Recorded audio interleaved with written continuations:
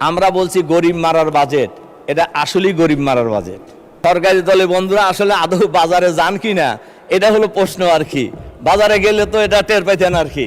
সরকারি দলের মাননীয় সদস্যবৃন্দ, যে এবারের বাজেট এত ভালো হয়েছে যে কেউ মিছিলও করে নাই, কেউ দামও বাড়ে নাই। আমি মনে করি কথাটা মোটেই সঠিক নয়। দামও বেড়েছে, মিছিলও হয়েছে। দাম তো এখন বাড়বে কেন? দাম তো আগেই বাড়ায় দিয়েছেন। প্রতি সপ্তাহে সর্বোচ্চবার বিকাশ পেমেন্টে 50 জন হবেন পেমেন্ট চ্যাম্পিয়ন। জিতে নিন টিভি সহ আকর্ষণীয় সব প্রাইজ। কারণ তেলের দাম, গ্যাসের দাম, বিদ্যুতের দাম এটা আগেই বৃদ্ধি হয়েছে, তখন মিছিল শুরু হয়েছে এবং বাজেট পেশ করার পরেও কিন্তু মিছিল হয়েছে। কাজেই দাম বাড়ে নাই। দাম এই যে আমার হাতে এখানে একটা তালিকা আছে, আপনি যে সময় দিয়েছেন এই সব তালিকা বলা যাবে না কোন কোন জিনিসের দাম বাড়ছে। তারপর দুই একটার কথা বলি আর কি। মাননীয় স্পিকার, এলপিজি গ্যাস এটা বৃদ্ধি হয়েছে। আগে ছিল 1341 টাকা, এখন হচ্ছে 1728 টাকা, বৃদ্ধি হয়েছে 28.9 টাকা, তার মানে 29 টাকা। এরপরে ডিজেলের দাম বৃদ্ধি হয়েছে প্রতি লিটারে 15 টাকা। কেরোসিনের তেলের দাম বৃদ্ধি হয়েছে প্রতি লিটারে 18 টাকা। এরপরে পেট্রোলের দাম বৃদ্ধি হয়েছে প্রতি লিটারে, আগে ছিল 116 টাকা, এখন হচ্ছে 135 টাকা, 19 টাকা বৃদ্ধি হয়েছে।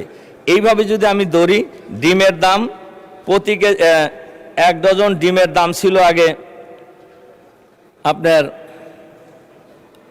ব্রয়লার মুরগির ডিম ছিল 100, প্রতি কেজি ছিল মুরগি 185 টাকা, এখন হচ্ছে 200 টাকা। ডিম ছিল 1 ডজন 135 টাকা, এখন হচ্ছে 145 টাকা। পেঁয়াজের দাম আগে ছিল 50 টাকা, এখন ছিল 58 টাকা। সোনালী মুরগি প্রতি কেজি ছিল 300 টাকা, এখন 400 টাকা। এখন আমাদের সরকারি দলে বন্ধুরা আসলে আদৌ বাজারে যান কি না এটা হলো প্রশ্ন আর কি। বাজারে গেলে তো এটা টের পাইতেন আর কি। মাননীয় স্পিকার, এরপরে ওনারা অনেকেই বলছেন যে আমরা বলছি গরিব মারার বাজেট, এটা আসলেই গরিব মারার বাজেট। আমি লুটপাটের বাজেটের কথা বলতে চাই না, তবে গরিব মারার বাজেট এ ব্যাপারে কোনো সন্দেহ নাই। আপনার যে সমস্ত জায়গায় ভ্যাট ধরা হয়েছে তার মধ্যে মুদির দোকানেও ভ্যাট ধরা হয়েছে। আমাদের নেতা, বিরোধী দলের নেতা বলছিলেন ফকিরকেও ভ্যাট দিতে হয়। ফকির তো সারাদিন ভিক্ষা করে ওই মুদির দোকানে যায়, তার জিনিস কেনে রাত্রে খাবার জন্য, কাজে তাকেও ভ্যাট দিয়ে তারপরে বাড়িতে যেতে হয় জিনিস কিনে নিয়ে। তাহলে এটা কি গরিব মারার বাজেট বলতে হবে না? ভিক্ষা করে সে তাকেও ভ্যাট দিতে হয়। মাননীয় স্পিকার, এরপরে আমাদের মাননীয় অর্থমন্ত্রী বাজেটের উপর যে সংবাদ সম্মেলন করছিলেন, সেই সংবাদ সম্মেলন উনি খুবই ক্লিয়ার করে একটা সত্য কথা বলছেন। উনি বলছেন অর্থনীতি ঘুরে দাঁড়াবে 4র্থ বছরে। তার মানে এই বাজেট ভালো বাজেট নয়। ভালো বাজেট যদি হইতো তাহলে এই বছরই অর্থনীতি ঘুরে দাঁড়াইতো, কিন্তু এটা 4র্থ বছরে যা অর্থনীতি ঘুরে দাঁড়াবে। তার মানে 3 বছর বাংলাদেশের মানুষকে কষ্ট করতে হবে। বাংলাদেশের মানুষ যা আগে কষ্টে ছিল ওই রকম কষ্টে বাংলাদেশের মানুষকে আবারও থাকতে হবে। মাননীয় স্পিকার, এরপরে আমি বাজেটের ব্যাপারে, বাজেটে এবার জিডিপি প্রবৃদ্ধি ধরা হয়েছে 6.5, কিন্তু বিশ্বব্যাংকের পূর্বাভাস হলো এবারে ম্যাক্সিমাম জিডিপি বৃদ্ধি পেতে পারে 4.6। মূল্যস্ফীতির হার ধরা হয়েছে 7.5, কিন্তু ইতিমধ্যেই মার্চ থেকে যদি আমরা ধরি, ফেব্রুয়ারি বাদই দিলাম, মার্চ, এপ্রিল, মে বৃদ্ধি হয়ে এখন হয়েছে 9.42। তাহলে আমাদের যে জিডিপি এবং মুদ্রাস্ফীতির যে হার ধরা হয়েছে এটা কিন্তু ইতিমধ্যেই ফেল করেছে। কাজেই এটা যে জনবান্ধব বাজেট এটা বলার কোনো সুযোগ এখানে নাই। মাননীয় স্পিকার, এবছরে এডিবির, যেটা গত 1 বছরে 11 মাসে এডিবির বাস্তবায়ন হয়েছে 48.23%।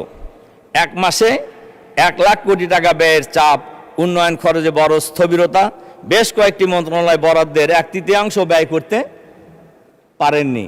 তাহলে যদি উন্নয়ন বরাদ্দ যদি বাস্তবায়িত হয় 48.23%, তাহলে 51%-এরও বেশি কিন্তু এখনও অবাস্তবায়িত রয়ে গেছে, কিন্তু মাস বাকি আছে কয়টা? এটা হলো 11 মাসের রিপোর্ট, 1 মাস। তাহলে 1 মাসে এই টাকা কিভাবে বরাদ্দ হবে? এবং এই যে তড়িঘড়ি করে বরাদ্দ, এই জায়গায় অফিসে আদালত থেকে শুরু করে সর্বত্রই লুটপাট হবে। এবং এই না হলে লুটপাট না করলে এত টাকা খরচ করবে কীভাবে? 11 মাসে 48% খরচ হয়েছে, আর 1 মাসে 51-52% খরচ হবে কিসের ভিত্তিতে?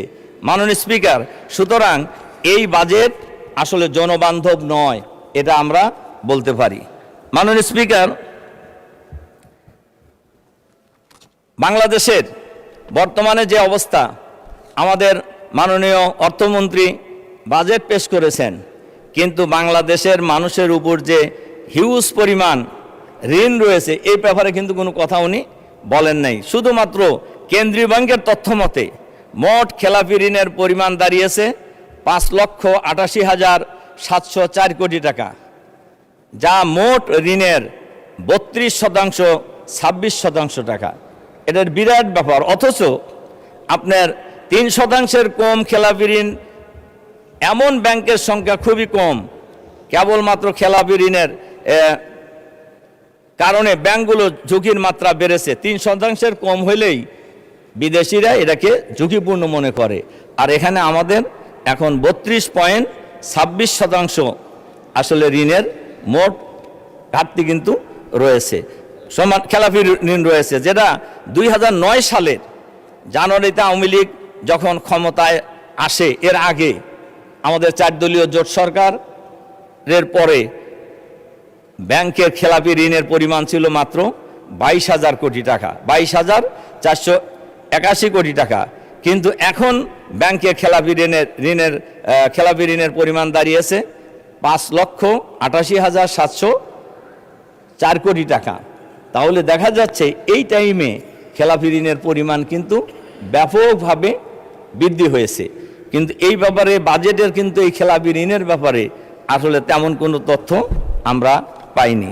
মাননীয় স্পিকার, এবছরে এই সরকার ক্ষমতা আসার পরে যে বিদেশে ঋণ পরিশোধ করা হয়েছে, ঋণের টাকা দিয়ে ঋণ পরিশোধ, এটা একটা নতুন মাত্রা যুক্ত হয়েছে, যেটা আগামী কয়েক বছরের মধ্যে অনেক গুণ বৃদ্ধি পাবে। প্রায় 4 লক্ষ কোটি টাকা ঋণ পরিশোধ করতে হবে, যেটা আমাদের মতো দেশে কোনোভাবেই সম্ভব নয়।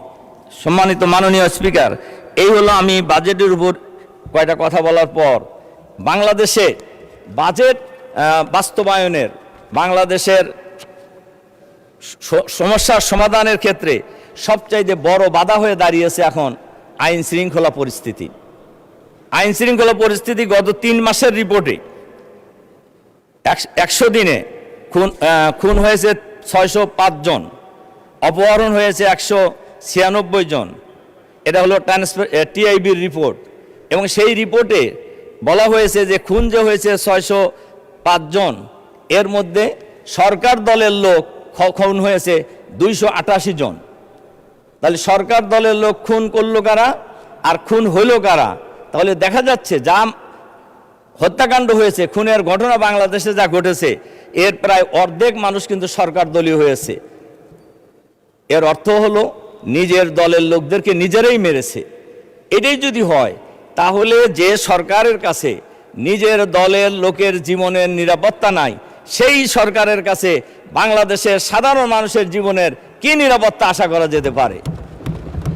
মাননীয় স্পিকার, এবং ধর্ষণের শিকার হয়েছে, এই বিস্তারিত রিপোর্ট আমাদের কাছে আছে। আমাদের মাননীয় স্বরাষ্ট্রমন্ত্রী আলহামদুলিল্লাহ উনি সব দিক দিয়ে দক্ষ, উনি সব মন্ত্রণালয়ে কিন্তু প্রক্সি দেন, কিন্তু উনি আইন শৃঙ্খলা রক্ষা করার ক্ষেত্রে আমি মনে করি ব্যর্থ হয়েছে। তার কারণ উনি আইন শৃঙ্খলা রক্ষা করতে পারেন নাই। গত পরশুদিনও আপনার সব পত্রিকায় এসেছে, লক্ষ্মীপুরে মা এবং 3 জন মেয়ে, ঢাকা বিশ্ববিদ্যালয়ের একজন ছাত্রী সহ 3 বোন এবং মাকে নৃশংসভাবে হত্যা করা হয়েছে। ধর্ষণের ঘটনা প্রতিনিয়ত হয়ে যাচ্ছে, কিন্তু এগুলো কিন্তু আইন শৃঙ্খলা বাহিনী এটা কতটুকু এটা মানুষের জান মাল ইজ্জত আবরু নিরাপত্তা বিধান করতে পারছে, এটা কিন্তু আমরা আসলে কেউই বুঝতে পারছি না।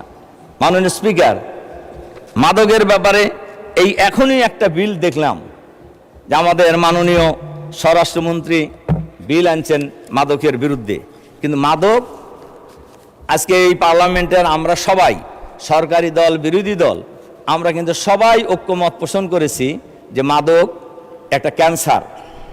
এই ক্যান্সারের মতো একটা জাতিকে ধ্বংস করে খাচ্ছে, কিন্তু মাদক বন্ধ হচ্ছে না। মাদক সেবী এবং মাদক সেবীর সংখ্যা এখন একটা রিপোর্ট অনুযায়ী 83 লাখ, এর সিংহভাগই হলো যুবক। কাজেই দেরিতে হলেও আমাদের মাননীয় স্বরাষ্ট্রমন্ত্রী মাদকের বিরুদ্ধে বিল আনছেন। আমরা আশা করব এই বিল বাস্তবায়নের মধ্য দিয়ে, আইন পাশ করার মধ্য দিয়ে বাংলাদেশের মাঠে থেকে মাদক চিরতরে বিদায় নেবে ইনশাআল্লাহ। নেওয়া উচিত। এটা নিতে হলে মাদক সেবী চাইতো মাদক সরবরাহকারীদেরকে আগে চিহ্নিত করতে হবে, এবং মাদক যে দেশ থেকে আসছে এই আশাটা বন্ধ করতে হবে। এটাও কিন্তু স্বরাষ্ট্রমন্ত্রীর দায়িত্ব। তাহলে দেখা যাচ্ছে আইন শৃঙ্খলা পরিস্থিতিরও অবনতি হয়েছে মারাত্মকভাবে, দেশে কোনো আইন শৃঙ্খলা নাই, আবার মাদকের সয়লাভও হয়েছে, কিন্তু এটাও কিন্তু স্বরাষ্ট্রমন্ত্রীর সাথেই রিলেটেড। এজন্য এই আইন পাশ করার মধ্য দিয়ে আমরা আশা করব মাদক বাংলাদেশ থেকে চিরদিনের জন্য বিদায় নেবে, আমাদের দেশের যুবকরা মাদকের এই নেশা থেকে রেহাই পাবে ইনশাআল্লাহ। মাননীয় স্পিকার, একটা কথা আমরা আগেও বলেছি এবং বলতেই হবে, সেটা হলো গণভোটের রায় বাস্তবায়ন করা। তার কারণ গণভোটের রায় বাস্তবায়ন করা, গণভোট দিয়েছে বাংলাদেশের শতকরা প্রায় 70% মানুষ, এবং আমরা সব দল মিলেই ঐক্যমত কমিশনে আমরা সবাই একমত হয়েছি সংস্কারের জন্য। এবং কি কি সংস্কার হয়েছে এটা গণভোটের সময় পাবলিকলি জানানো হয়েছে, এবং তার ভিত্তিতে মানুষ ভোট দিয়েছে। এবং কিন্তু আমরা লক্ষ্য করছি এই গণভোট এই পার্লামেন্টে সংখ্যাগরিষ্ঠতার জোরে বাতিল করা হয়েছে। কিন্তু বাংলাদেশের মানুষ ওনারা বলেছেন যে সংবিধানের সাথে সাংঘর্ষিক। একথা মোটেই সঠিক নয়। তার কারণ শহীদ প্রেসিডেন্ট জিয়াউর রহমান সাহেবের সময় গণভোট হয়েছে, এরশাদ সাহেবের সময় গণভোট হয়েছে, এরপরে বেগম খালেদা জিয়ার সময় গণভোট হয়েছে। তখন তো সংবিধানে গণভোটের কথা ছিল না। তখন ওইটা যদি কার্যকর হয়, এখন কার্যকর হইতে অসুবিধা কি? কার্যত অসুবিধা থাকার কোনো কারণ নেই। কিন্তু গণভোটে মানুষ রায় দিয়েছে। গণভোটকে পাশ কাটাইয়ে আসলে আমি গণভোটের ব্যাপারে একটা কথা বলতে চাই। আমাদের সরকার দলীয় বন্ধুরা হয়তো রাগ করবেন, রাগ করলেও বলতে হয়। কেয়ারটেকার সরকার 90-র